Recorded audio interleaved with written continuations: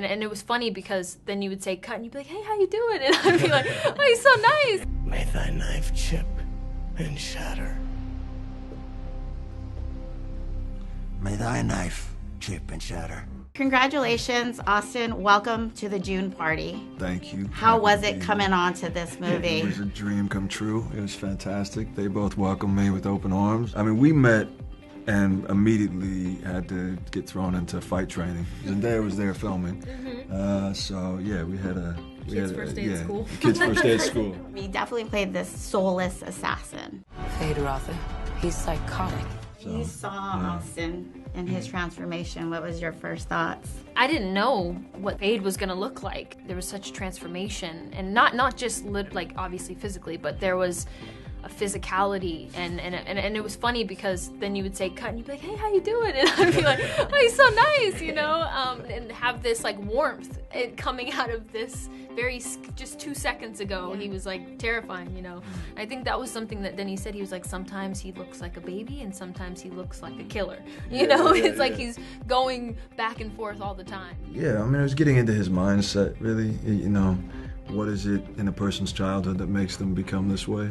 Growing up with the Baron as the person that has ultimate power around you and what that does to you. Show me who you are. And for me, it was, you know, there's a long period where I was trying to figure out what would he sound like, you know, and then that was the thing that clicked for me was I grew up with the Baron. The second part is more of the love story. Seeing your guys' relationship develop. Was it easy or hard falling in love with each other on set? I think something that Denis tracked with us like from the beginning was that it was really important to him that at the heart of this there was a love story. Well, I'd very much like to be equal to you. Maybe I'll show you the way.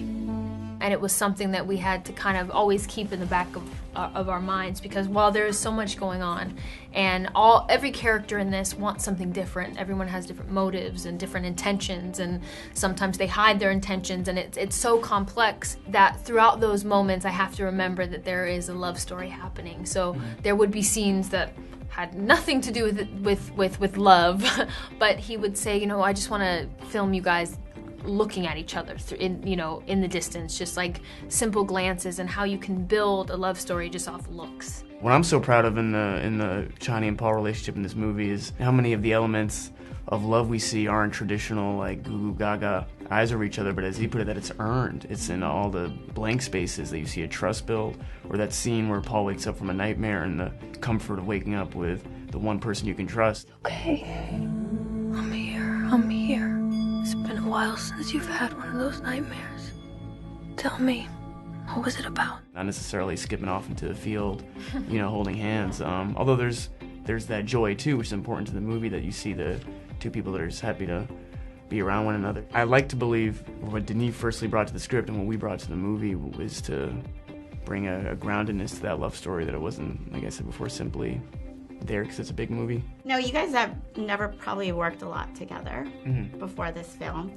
Were you guys big fans of each other's? And if so, what films or shows were you fans of? I had seen Austin in Once Upon a Time in Hollywood, and in Elvis, loved that. You know, Zendaya in Euphoria, which is coming out right around the time we did the first Dune. But as you said, me and Z got little to do together on the first one. Actually, we barely worked together on the first one. And with Austin, I think Elvis had basically just come out, so like I said, I saw Once Upon a Time in Hollywood, but I was excited to get grappling with him right away. And like Z said, it was first day of school energy when we finally met, you know. And in between roles, from Elvis to Wonka to Euphoria, how do you prepare for the next role? At least for me, and I don't want to speak for everyone, but I feel like every time that I do take on something new, it feels like it's the beginning. It's the first time I've ever done anything, and like nothing before counted.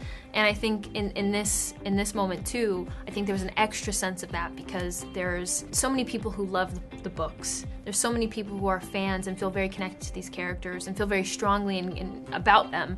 And so you want to do that justice and honor that. And then also Denis loves the material so much. Like, this is truly something dear to his heart. It's like a childhood dream for him. So you want to also do well because of that. And then on top of it, you're in a cast of incredible performers. And so you're showing up and you just want to do your best. But I think for me, I feel like I'm always starting from zero. Like with any new thing, it's like, okay, now I have to prove that I'm even worthy of being here this time, you know. And you do it every time, whether it feels good or not. Sometimes it's very humbling, you know, and you feel very honored just to be able to go to work again.